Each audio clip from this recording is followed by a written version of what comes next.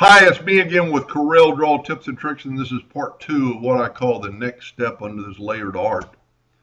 This next one's going to be short and sweet, and then I'll continue hopefully in a couple of days. But we've got three layers already built, but just very part of it. The blue layer that's going to show through, the red layer that's going to show through just a little bit, and then the green layer that's going to be on top. So we're going to set our nudge, our item is 12 inches. We're going to set our nudge factor on 13. We're going to take our blue and we're going to, well, we need that anyway. I'm going to hit P and put it in the center of the page. We don't really need the blue. It was just for design purposes. We're going to hit P and put that in the center of the page. Now what I'm going to do is, this is our top layer right now. We're going to add layers. I'm going to left click, right click. I'm going to control, this is all one piece. I'm going to control D and make a duplicate. And with your object origin in the middle, flip it. See what you just did? You made, you doubled your work in half the time. Now you probably have two cut lines here. So what we can do is go to arrange, break it apart, and let's try to take that box, and it worked. So now this should just be one cut line, and it is. So there's your whole new layer, or not a new layer, but you've added to that layer. Let's take the Smart Fill tool, fill that in with green, and let's move it out of the way. That's really all we need. We'll keep it green. We'll get rid of this. Now we'll bring in our red, hit center of the page. Left click, right click, do the exact same thing. Make sure your object origin's in the middle. Control D and mirror it that away. Now let's select it all like we did before. Double cut lines wouldn't kill you, but probably not a good thing. Break curve apart, take away one of those boxes. So everything else should be the same. Now, I can't remember what color we used. Well, we're going to use red. I'm going to take the Smart Fill tool, fill it in with red. And what the Smart Fill tool does is it makes it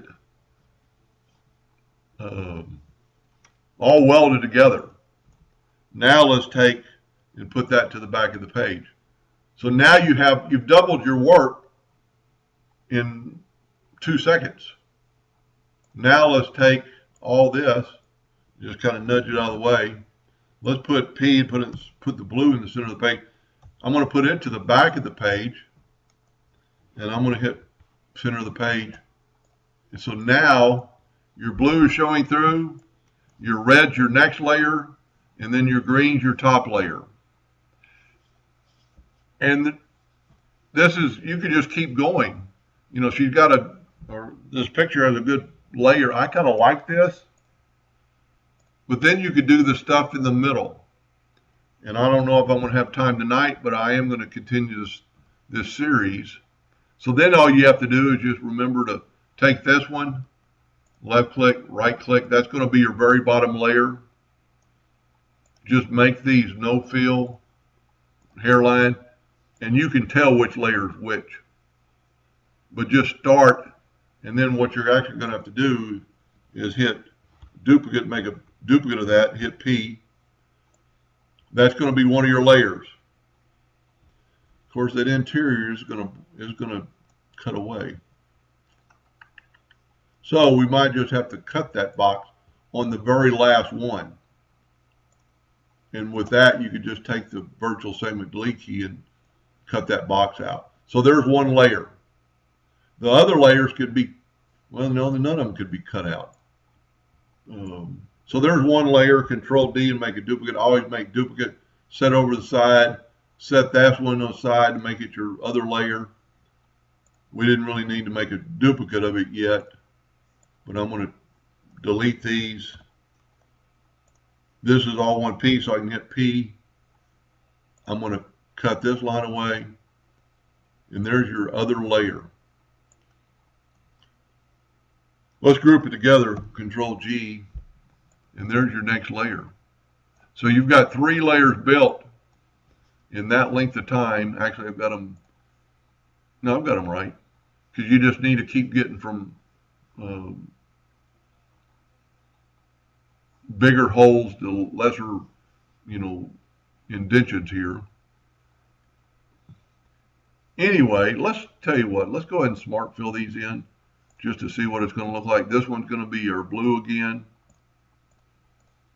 This one we picked for, and the color really doesn't matter on the border because it's not going to be seen. This is going to be our green one, and this was going to be our red one. Now let's put them all together. Move this one over here. I'm just letting Snap 2 take over. And if you notice how I moved that accidentally, sometimes you do that, you just got to watch it. Let's put that one and Snap to it there. I'll reverse my colors this time, but you get the idea. And then our last layer is going to have this cut border that we would do this linear vector engraving. Anyway, hope that's not too confusing. And thank you for watching, and stay tuned for part 3 and more.